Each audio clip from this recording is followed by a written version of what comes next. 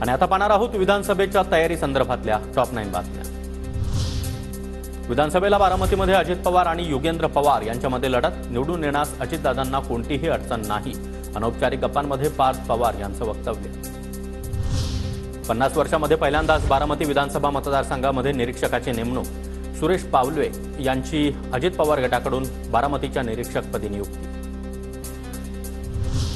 नागपुरातील 5 जागा पवार गट मागणार। पवार गटाच्या नागपूर जिल्हा बैठकीत दावा, तर काँग्रेसचा देखील 6 जागांवर दावा। काँग्रेससमोर न झुकण्याचा पवार गटातील पदाधिकाऱ्यांचा मानस। पाथरी विधानसभेच्या जागेवरून काँग्रेस आणि शरद पवार गटात रस्सीखेच होण्याची शक्यता। पाथरीचे विद्यमान आमदार काँग्रेसच्या सुरेश वडपूरकरांचा पाथरी विधानसभेवर दावा। मात्र पाथरीच्या जागेसाठी शरद पवार गट देखील आग्रही। आमदार बबन शिंदे यांच्या घरामध्ये राजकीय संघर्ष निर्माण होण्याची शक्यता। बबन शिंदेंचे बंधू रमेश शिंदेंनी घेतली शरद पवार यांची भेट। बबन शिंदे सध्या माढ्याचे अजित पवार गटाचे आमदार। विधानसभा निवडणुकीमध्ये राष्ट्रीय स्वयंसेवक संघ भाजप आणि महायुतीसाठी मैदानात उतरणार। संघ आणि भाजपच्या समन्वय समितीच्या बैठकीत महत्त्वाचा निर्णय।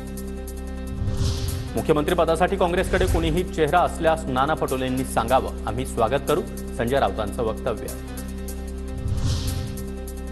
महाविकास आघाडी सरकार येणार आणि मुख्यमंत्री देखील महाविकास आघाडीचाच होणार। ज्यावेळी तीनही पक्ष एकत्र बसतील तेव्हा निर्णय होतो।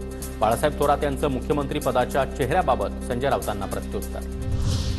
ठाकरे गटाचे आमदार मिलिंद नार्वेकर 2 दिवसीय कोकण दौऱ्यावर। उदय सामंत यांच्या विरोधामध्ये सक्षम उमेदवार देण्याच्या दृष्टीनं ठाकरे गटाच्या हालचाली।